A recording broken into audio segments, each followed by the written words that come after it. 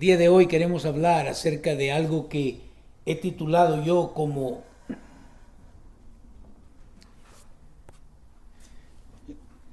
una pregunta. ¿Seguirá Dios perdonándote si cometes el mismo pecado una y otra vez? Creo que para poder responder a esta pregunta vamos a ver primeramente dos versículos. La pregunta: ¿seguirá Dios perdonándote si cometes el mismo pecado una y otra vez? Vayamos entonces al primer versículo que quiero que veamos, y este se encuentra en el Antiguo Testamento. Es el libro de Salmos. Salmos capítulo 103, versículo 12. Nos dice de la siguiente manera: llevó nuestros pecados tan lejos de nosotros como está el oriente del occidente. Mire lo que Dios hace. Dice: llevó nuestros pecados tan lejos de nosotros como está el oriente del occidente. Interesante notar que Dios es el que lleva tan lejos de nosotros nuestros pecados como el oriente del occidente. Creo yo que uno de los trucos más eficaces que Satanás intenta con los cristianos, cuando hablo de cristianos estoy hablando de una persona nacida de nuevo, un convertido, pero uno de los trucos más eficaces que él usa es convencernos de que nosotros o de que nuestros pecados no son perdonados realmente, a pesar de las promesas que encontramos en la palabra del Señor. De una u otra manera, el enemigo va a seguir metiendo esa duda, inyectando esa falsedad en nuestras vidas. Pero debemos de entender que si usted ha nacido de nuevo, si usted es una persona regenerada, no degenerada, regenerada, sus pecados, el Señor los ha llevado tan lejos de nosotros como está el oriente del occidente. Veamos el segundo, que está en el Nuevo Testamento. Y este se encuentra en Primera de Juan, capítulo 1, versículo 9. Versículo que nos enseñaron para compartir el Evangelio. Lo único que este es verdaderamente para los creyentes. Este versículo, aunque lo podríamos aplicar al no creyente, pero es más aplicable al creyente. ¿Qué dice Primera de Juan 1:9?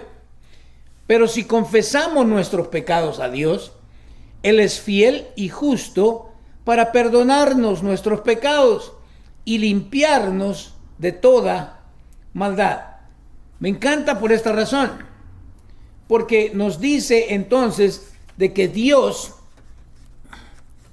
cuando nosotros confesamos nuestros pecados, si nosotros le confesamos al Señor nuestros pecados, Él es ¿qué? Él es fiel y es justo. Me encanta, es fiel y es justo.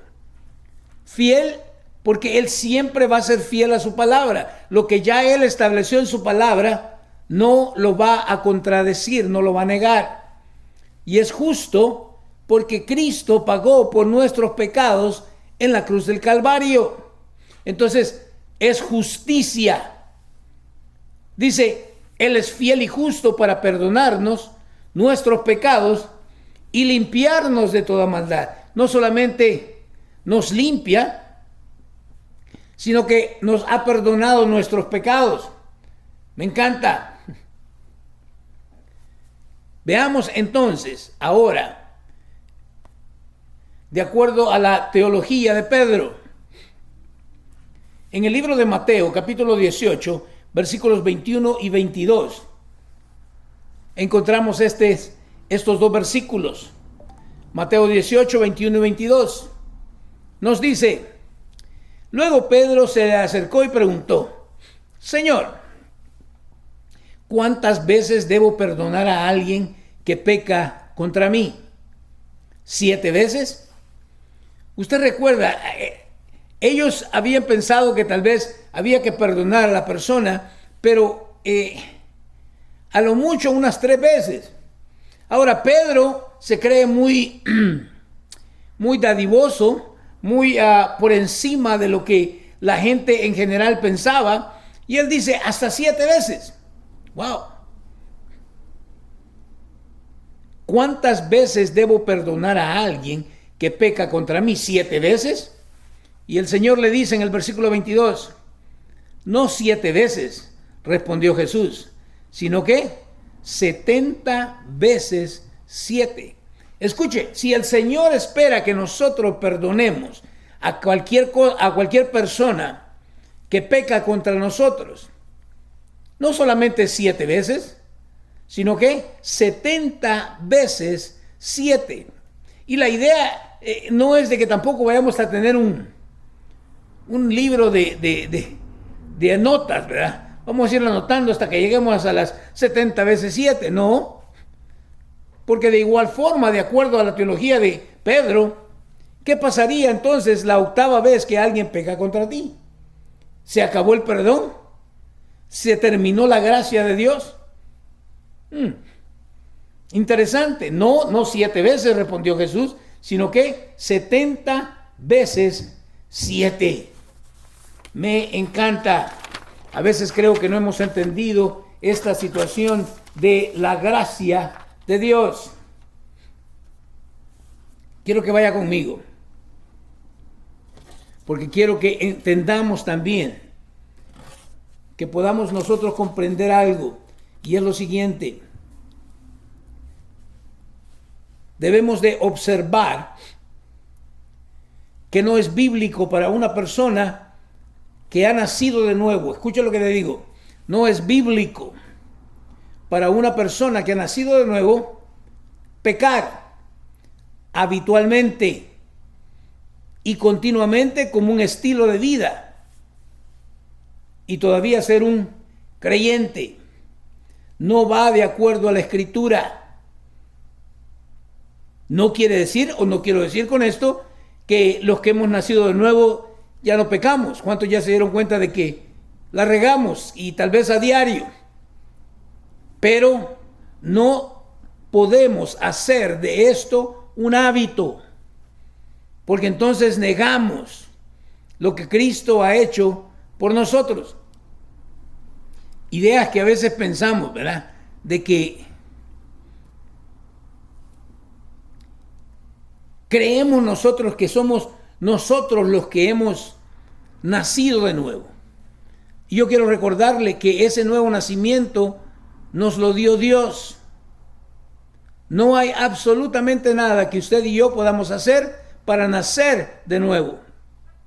Así como es por gracia que Dios nos hace nacer de nuevo, también es por gracia que Dios nos mantiene en este camino o este proceso de santidad, de perfección. Siempre ha sido por su gracia y siempre será por su gracia. Pero Satanás quiere confundirnos y nos hace pensar de repente que algo que nosotros tenemos que añadir o agregar a la gracia de nuestro Señor Jesucristo. Y no es así, es imposible. Vamos a 1 de Juan, capítulo 3, versículo 8 y 9. Quiero que vea esto.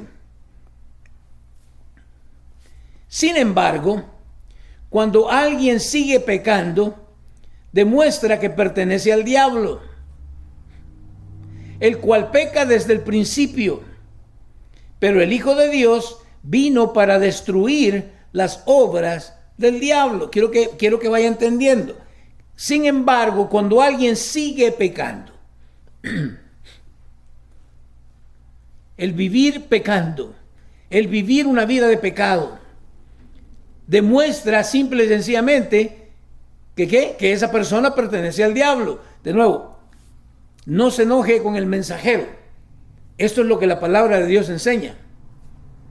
El cual peca desde el principio, pero el Hijo de Dios vino para destruir las obras del diablo. Si el Hijo de Dios, si Cristo Jesús vino para destruir las obras del diablo. Eso quiere decir que una persona que ha nacido de nuevo no puede vivir pecando. No puede hacer ese hábito de pecar. Veamos el versículo 9. Los que han nacido en la familia de Dios no se caracterizan por practicar el pecado, porque la vida de Dios está en ellos. Así que no pueden seguir pecando porque son hijos de Dios. Está muy claro.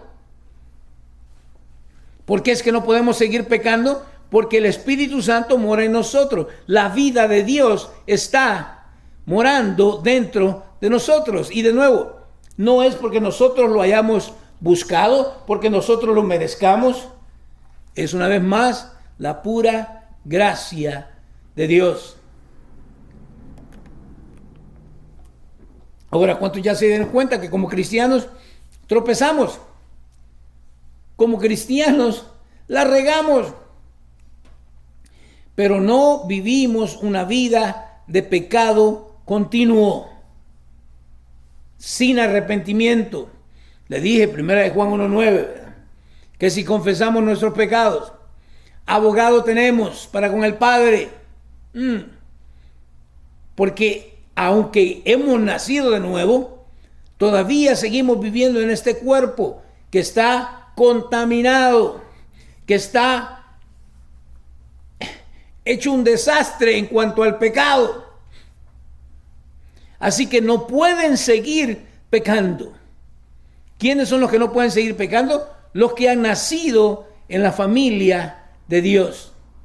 Algo que debe caracterizarnos es que no practicamos el pecado.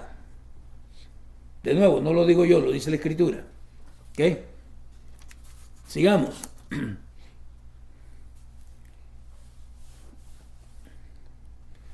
Todos nosotros tenemos debilidades y podemos caer en pecado aun cuando no lo querramos hacer. El apóstol Pablo nos lo dice de esta forma. ¿Qué dice? 2 Corintios 13:5. Examínense para saber si su fe es genuina. Pruébense a sí mismos. Sin duda, saben que Jesucristo está entre ustedes.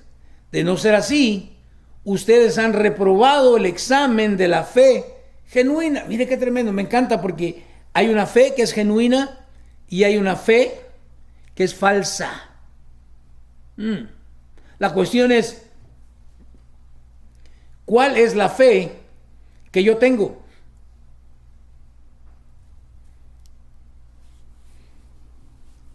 Pablo nos dice que la respuesta del creyente ante el pecado debería ser odiar el pecado, arrepentirse cuando cae y pedir la gracia divina para superarlo, porque de nuevo, humanamente no lo podemos hacer. Por eso es necesario nacer de nuevo. Y nos dice, examínense. Hay que examinarnos. ¿Cuándo es que debemos examinarnos? Yo creo que todos los días debemos de examinarnos, porque todos los días estamos expuestos a permitirle. Sí, ese es el choice que tenemos. O le vamos a permitir a esta nueva vida dirigida y guiada por el Espíritu Santo que sea la que nos controle, o le vamos a permitir a esa vieja naturaleza que nos siga controlando. Debemos examinarnos para saber si su fe es genuina. ¿Cómo voy a saber si la fe es genuina? De nuevo, si sigo pecando habitualmente, entonces hay un problema, necesito nacer de nuevo. Pero si peco y me duele el haber pecado, el haber ofendido a Dios, y me arrepiento y vuelvo con Él, entonces ya ni siquiera soy yo, sino es la nueva naturaleza que Dios, la nueva vida que Dios me ha dado. Pruébense a sí mismos. Debemos probarnos. Me encanta porque como un día tiene 24 horas, y creo yo que cuando comenzamos el día, deberíamos de comenzarlo con la palabra de Dios, orando, platicando con Dios. Y durante el día van a pasar muchas cosas, pero al final del día deberíamos regresar una vez más y examinarnos y probarnos a nosotros mismos. Y dice, mira lo que dice: sin duda saben que Jesucristo está entre ustedes. Sin duda. Porque si no es así, ustedes han reprobado el examen de la fe genuina. Me pregunto, ¿he reprobado el examen de la fe genuina? Wow. Recuerdo que mi abuelita, que en paz descanse, cuando eran tiempo de recibir las calificaciones de la escuela, metía un lazo hecho trenza en la pila de agua y en una forma, creo yo, sarcástica, hablaba con el lazo y le decía: lacito, a ver quién te va a probar el día de hoy, porque teníamos que llegar con el reporte de las calificaciones, y el que reprobara, el que aplazara el grado, a ese le iba a caer con ese lazo mojado.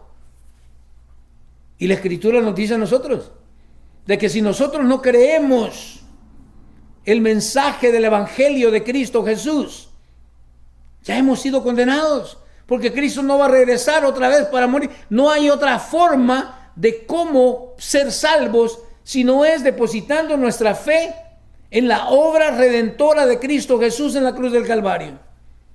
Entonces, ¿qué nos espera? Reprobados. La fe genuina, esta fe que ha sido escrita en las hojas de la Biblia. Quiero que lo entienda. Veamos. Romanos 7:15. Mire lo que dice Pablo. Y es Pablo, quiero que lo entienda, es Pablo quien está diciendo esto. Realmente no me entiendo a mí mismo, porque quiero hacer lo que es correcto, pero no lo hago. En cambio hago lo que odio. ¡Qué tremendo! Pablo, el gran apóstol, entendía. Mire, si yo me mido con Pablo, me quedo bien pequeño. Y Pablo dice: realmente no me entiendo a mí mismo, porque quiero hacer lo que es correcto, quiero agradar a Dios, viviendo una vida de obediencia, pero ¿qué dice? Pero no lo hago. En cambio hago lo que ¿qué? Lo que odio. Wow. Y usted no me va a decir a mí que Pablo no fue salvo. Ahí mismo en Romanos capítulo 7, versículos 24 y 25, nos dice la palabra: soy un pobre desgraciado. Ay, no use esa palabra es fea. Ahí está en la Biblia. Soy un pobre desgraciado. ¿Qué es lo que quiere decir? Que carece de la gracia. Escuche, ¿quién me libertará de esta vida dominada por el pecado y la muerte? ¿Por qué es desgraciado? Porque está siendo dominado. Quiero que lo vaya entendiendo. ¿Por qué? Por el pecado y la muerte. Pero ya le dije, si usted ha nacido de nuevo, usted ahora puede, a través del Espíritu Santo, a través de la gracia de Dios, ya no seguir siendo dominado por el pecado. ¿Qué dice el versículo 25? Gracias a Dios, la respuesta está en Jesucristo nuestro Señor. No hay respuesta en otro lado. Puedes sacar todos los diplomas que tú quieras y ahí no vas a encontrar la respuesta para poder dominar el pecado, puedes crear un montón de cuestiones en tu cabeza y ser una persona positiva, y eso no cambia el hecho de que vas a seguir siendo dominado por el pecado. Necesitas nacer de nuevo. Necesitas que el Espíritu Santo sea el que te guíe en esta nueva vida que Cristo te da. Únicamente Él puede darte esta nueva vida. La respuesta está en Jesucristo, nuestro Señor. Por eso es que no queremos escuchar que hablen de Cristo. Por eso es que nos enojamos, ¿verdad?, cuando el evangelio verdadero de Cristo Jesús es predicado, porque nos incomoda. Así que, ya ven, en mi mente, escuche, en mi mente, de verdad quiero obedecer la ley de Dios. ¿Cuántos están ahí? Mentalmente queremos obedecer la ley de Dios, pero a causa de mi naturaleza pecaminosa, ¿soy qué? Soy esclavo del pecado. Hay una lucha interna entre la nueva vida, la nueva naturaleza, esa nueva vida que Dios te da, y la vieja naturaleza que está en ti. Aquí la cuestión es, ¿quién va a ganar? ¿Quién va a ganar? ¿Y ya se dio cuenta dónde es el campo de batalla? Es la mente. Que no le digan, que no le cuenten. Lo que el hombre piensa, eso es. Si constantemente estamos pensando en el pecado, vamos a terminar siendo esclavos del pecado.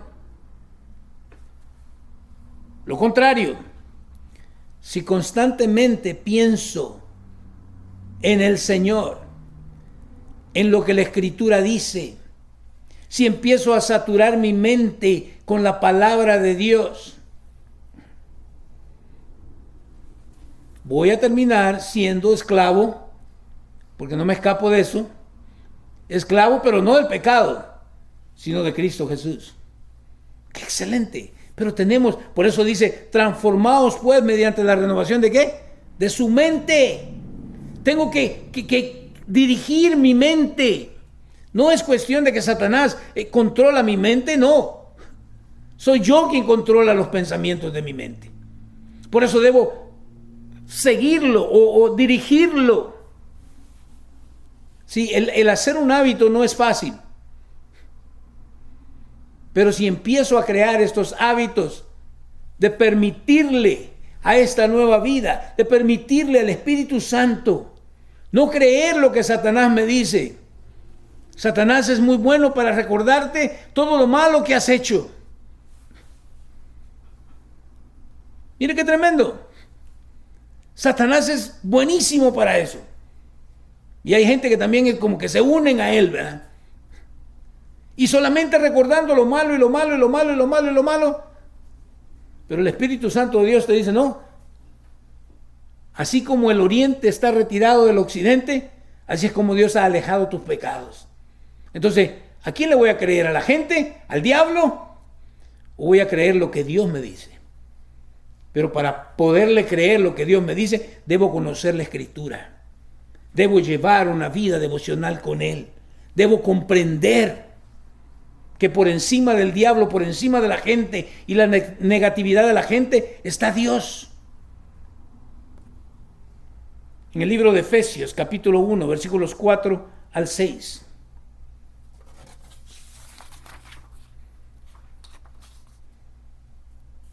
Otro de los trucos de Satanás es hacernos pensar que no hay esperanza, que no hay ninguna posibilidad de que podamos ser perdonados, sanados, restaurados.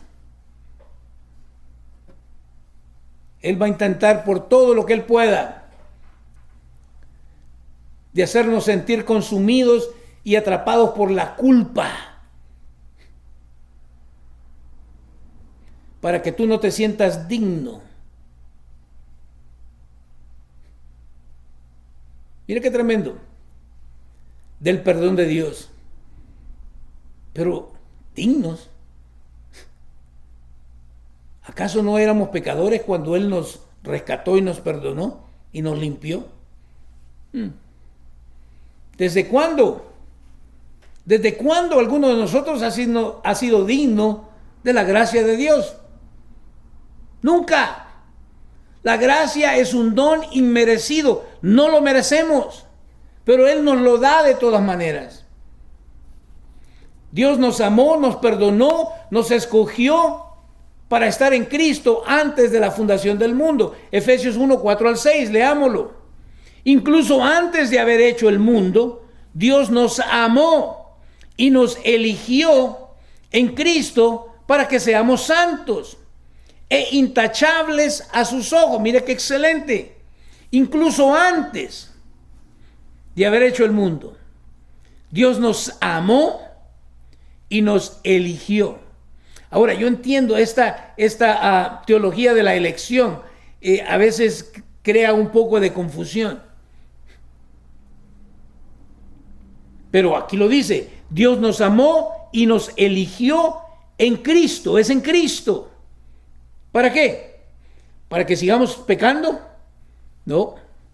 Para que seamos santos e intachables a sus ojos. Pero si lo vemos humanamente, es imposible ser santo e intachable. Pero de nuevo le digo, le repito, es que esto es solamente por la gracia de Dios. No es algo que tú puedas aportar, no es algo que tú puedas añadir.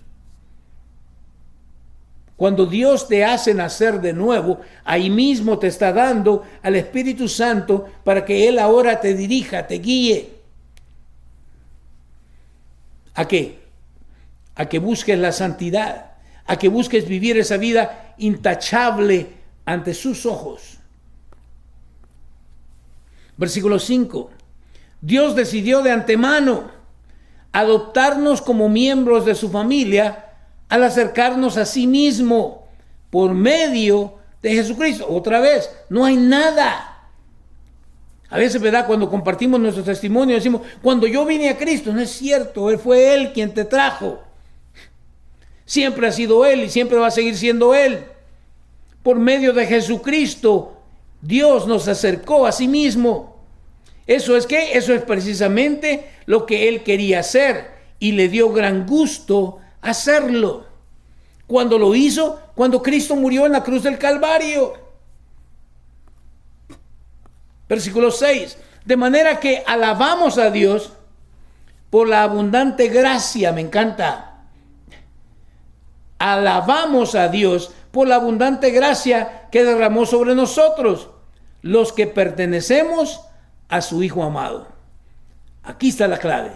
Los que pertenecemos a su Hijo amado.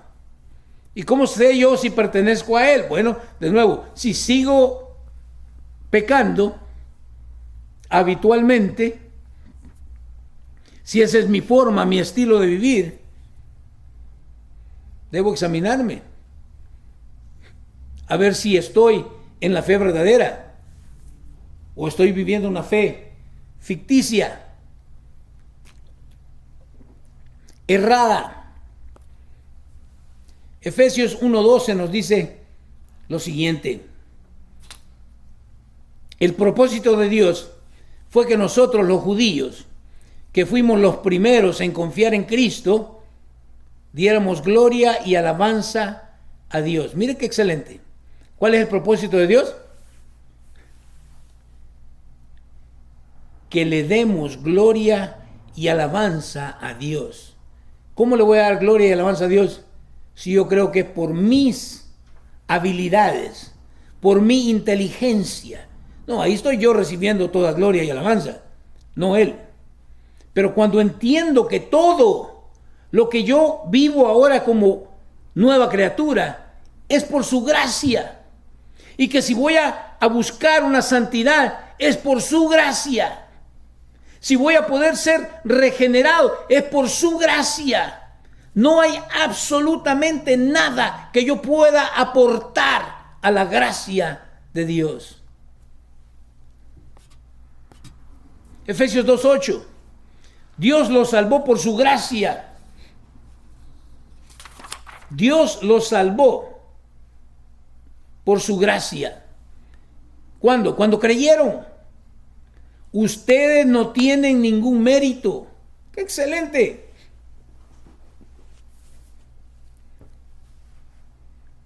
Ustedes no tienen ningún mérito en eso. Es un regalo de Dios. Me encanta. Es un regalo de Dios. Somos salvos por su gracia, no por algún mérito propio. Cuando creemos, somos salvos por la fe, pero esa fe ni siquiera provino de mí, proviene de Él. Cuando escucho el mensaje, el Espíritu Santo viene entonces y redarguye mi vida, me convence del pecado y me da esa fe que necesito para poderla poner ¿en qué? En Cristo Jesús, en la cruz del Calvario. Ustedes no tienen ningún mérito. Hay mucha gente que cree que por sus méritos es que se está ganando la gracia y el favor de Dios. No, es un regalo. Es algo que no merecemos, pero Él nos lo da de todas maneras. 2 Corintios 7, 10 y 11. 2 Corintios 7, 10 y 11 nos dice: pues la clase de tristeza que Dios desea que suframos, así dice, pues la clase de tristeza que Dios desea que suframos nos aleja del pecado y trae como resultado salvación. ¡Wow! Yo no sabía que Dios deseaba que yo sufriera. Sí, pero es ese tipo de sufrimiento que me aleja del pecado. Y trae como consecuencia ¿qué? La salvación. No hay que lamentarse por esa clase de tristeza. Pero la tristeza del mundo, mire qué interesante, porque está la tristeza de Dios, la que Él desea que nosotros suframos, y hay una tristeza que produce también el mundo. Pero la tristeza del mundo, a la cual le falta ¿qué? Arrepentimiento, resulta en muerte espiritual. ¡Wow! Por eso le dije, es imposible que una persona que ha nacido de nuevo peque y siga pecando y haga un hábito de eso. No, si en realidad ha nacido de nuevo y peca, tiene que sentir algo. Si una persona no siente remordimiento que lo lleve al arrepentimiento, de nuevo, examínese, porque tal vez no está en la fe verdadera, usted ha reprobado. Arrepentimiento resulta en ¿qué? En muerte espiritual. A esa tristeza del mundo que le falta arrepentimiento, resulta en muerte espiritual. Versículo 11. Tan solo miren lo que produjo en ustedes esa tristeza que proviene de Dios. ¿Qué dice? Tal fervor, tal ansiedad por limpiar su nombre. ¡Wow!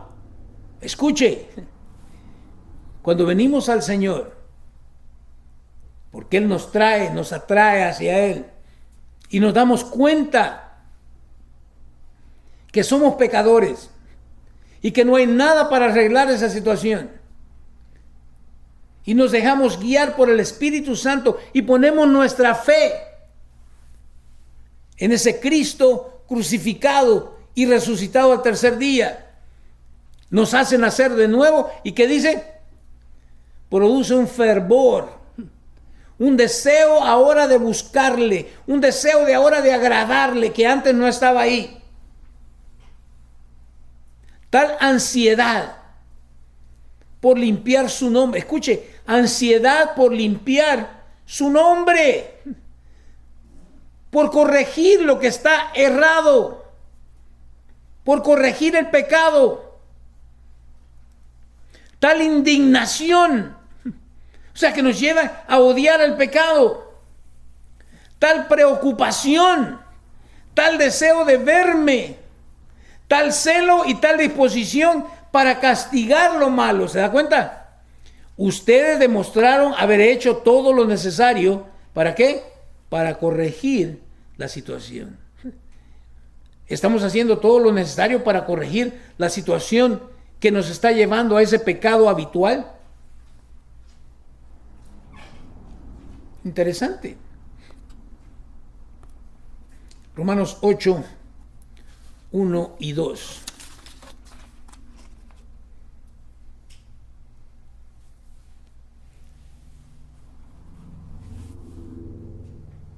Romanos 8, 1 y 2.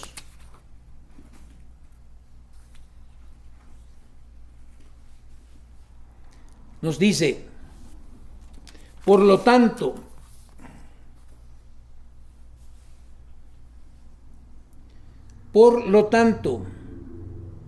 ya no hay condenación para los que pertenecen a Cristo Jesús. ¿Escuchó eso? Ya no hay condenación para los que pertenecen a Cristo Jesús. ¿Y quiénes son los que pertenecen a Jesús? Los que han nacido de nuevo. Versículo 2. Y porque ustedes pertenecen a Él, el poder del Espíritu que da vida los ha libertado del poder del pecado que lleva a la muerte. Tenemos al Espíritu Santo morando en nosotros. Pero primero tenemos que reconocer que está en nosotros. Luego tenemos que reconocer que está ahí porque quiere llevarnos a toda la verdad. Debo de permitirle entonces a Él. Él no me va a controlar, dominar, a menos de que yo se lo permita. Ese es el Espíritu Santo que nos, ¿qué dice? Los ha libertado. Eso ya es un hecho. Ahora debo de ¿qué? De seguir su guianza, su dirección. Nos ha libertado del poder del pecado que lleva a la muerte. Romanos 6, 1 y 2. Romanos 6, 1 y 2. Ahora bien, ¿deberíamos seguir pecando para que Dios nos muestre más y más su gracia maravillosa? ¡Qué absurdo! Eso es absurdo. Pablo hace la pregunta, ahora bien, ¿deberíamos seguir pecando para que Dios nos muestre más y más su gracia maravillosa? Versículo 2. Por supuesto que no. Nosotros hemos muerto al pecado. Entonces, ¿cómo es posible que sigamos viviendo en pecado? ¿Se da cuenta?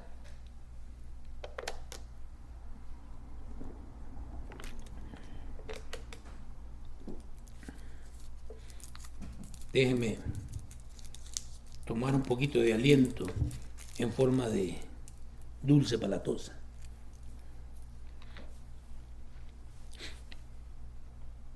¿Cómo es posible que sigamos viviendo en pecado? Ahora le recuerdo, ya le dije, pueda que pequemos, pero pecar y vivir pecando son dos cosas muy distintas.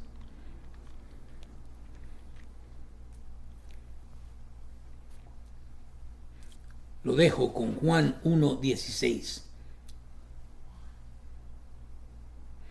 Porque debemos de entender que, mire, aunque Dios perdona el pecado, no detiene las consecuencias del pecado. Una jovencita que decide tener relaciones sexuales cuando dice Dios que no lo haga, porque es ¿qué? Porque es pecado. Si está casado es adulterio, pero como está soltera es fornicación, pero es pecado. ¿Dios la perdona? Yo no tengo ninguna duda en que Dios perdone cualquier pecado que nosotros cometamos, pero las consecuencias del pecado van a estar ahí. Quiero que lo entiendan. Por eso es que necesitamos examinarnos, necesitamos pensar, necesitamos permitirle al Espíritu Santo que nos guíe.